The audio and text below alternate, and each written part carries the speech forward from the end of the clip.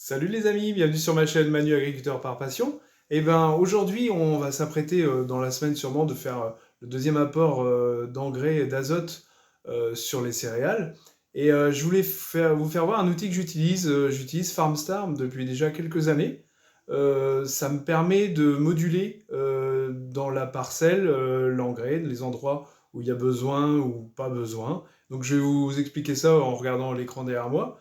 Écoutez, c'est parti. Donc en fait, l'explication, c'est en fait ça s'est calculé par rapport à des satellites qui passent assez régulièrement sur nos cultures. Et en fait, je crois que c'est une entreprise qui travaille avec Airbus, enfin, qui appartient, je pense, même à Airbus. Et en fait, quand il y a une couverture nuageuse trop importante, ils sont obligés de passer un avion et du coup, ils font une photographie. Et c'est ce qu'on appelle, en fait, ils mesurent la réflectance de la plante. Ça fait déjà quelques années que ça existe, mais je pense que c'est des outils qui sont en train de s'améliorer et qui serviront aussi sûrement à l'avenir pour prévoir aussi de certaines maladies. J'imagine que vous savez ça peut-être aussi bien que moi, les nouveaux pulvés qui vont sortir, on pourra aussi leur rentrer des cartes, par exemple, de désherbage, où on fera passer un drone. Il y a plusieurs possibilités possibles. Il y en a aussi qui seront équipés avec eux-mêmes des caméras qui en fait détectent tout de suite l'adventice à désherber. Et puis là, on ferait des économies assez importantes, je pense. Donc voilà, écoutez, je vais vous mettre quelques petits films de l'épandage d'engrais après, et puis je vous dis à bientôt. Donc vous voyez sur cette carte-là, en fait, ici, donc oui, j'ai une parcelle de colza, et en partie rouge, vous voyez, c'est où j'aurais besoin d'énormément d'engrais, 217 unités, ce qui est énorme. Et puis tout le reste en jaune, là, c'est 135, 137 unités. Donc vous voyez, c'est pas non plus énorme, quoi. En fait, on fait quand même pas mal d'économies parce que avant, vous voyez, j'aurais sûrement passé, allez, 180, 190 unités partout.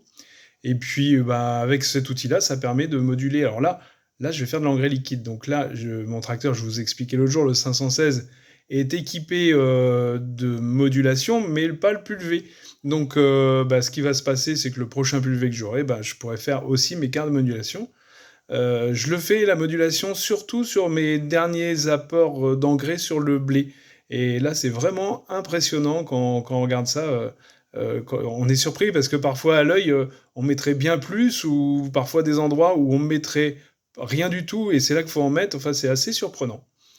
Bon, les amis, on se retrouve dans les champs de colza pour faire un apport d'engrais azoté, liquide. Là, cette fois-ci, c'est de l'azote 39 que je mets. Je me suis servi de mes cartes FarmStar pour pouvoir adapter l'azote au plus juste, on va dire, au plus juste dans la parcelle. Bon, j'ai pas la modulation sur ce pulvé-là, donc je pense que le prochain l'aura. Donc je ferai mes cartes, je les téléchargerai directement dans mon ordinateur du tracteur afin de pouvoir moduler là encore plus juste que maintenant.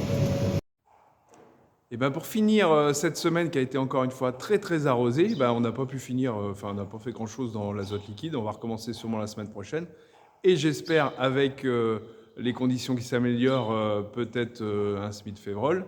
Je vais vous mettre un peu plus en détail tout le montage du tuyau qui est sur le 722 parce que ça m'a été demandé. Donc je vais vous dire ça en détail. Donc, vous voyez, c'est un tuyau de 140. Alors ça, à l'époque, c'est la concession qui m'a même mis le premier support, on va dire, qui est pris directement sur le châssis. Sur le châssis du tracteur, voilà. Et en fait, il s'est avéré à l'utilisation que j'ai un premier support devant, vous voyez, et j'en ai un derrière. Ça, c'est ceux d'origine. Et j'ai été obligé de refaire un au milieu parce que le tuyau avait tendance à partir un petit peu en V. Surtout avec les vibrations, ça ne me plaisait pas beaucoup. Et puis, vous voyez, le deuxième montage, qui est pareil, qui a été fait à la concession, ça a été pris directement à côté du relevage, là où on met le crochet à échelle. Ça, j'avoue que c'est pas exceptionnel comme montage. Enfin, ce qui est gênant, c'est qu'on est obligé de le laisser quasiment toute la saison parce qu'on a tous les fils Isobus et chez Verneland, ils sont très intelligents, ils n'ont pas mis de prise. Donc ça, c'est la concession qui me l'a fait pour pouvoir dételer rapidement, le plus rapidement possible, le semoir, parce que sinon, ça voulait dire qu'on débranchait quasiment tout, jusqu'à la trémie. Donc là, c'était compliqué. Donc ils nous ont mis une rallonge qui reste à demeure sur le tracteur. Et ça, franchement, ça pourrait vraiment être amélioré pour qu'on puisse, par exemple l'été, nous on laisse le tuyau, c'est pas très esthétique, et puis on a toujours peur de le casser avec une remorque ou avec une branche ou quelque chose comme ça. Donc ça c'est pas génial. Voilà, je sais pas si vous vous rendez compte du montage. Toc. Bon, j'espère que toutes ces vidéos vous ont plu. N'hésitez pas, comme d'habitude, si vous avez des questions, vous me les transmettez. Là, j'ai 2-3 sujets à faire là parce que j'ai eu quelques demandes sur la moissonneuse, donc ça viendra plus tard. Et puis voilà, je vous quitte en ce beau dimanche matin ensoleillé, et là ça change et j'espère qu'on va garder le soleil. À bientôt!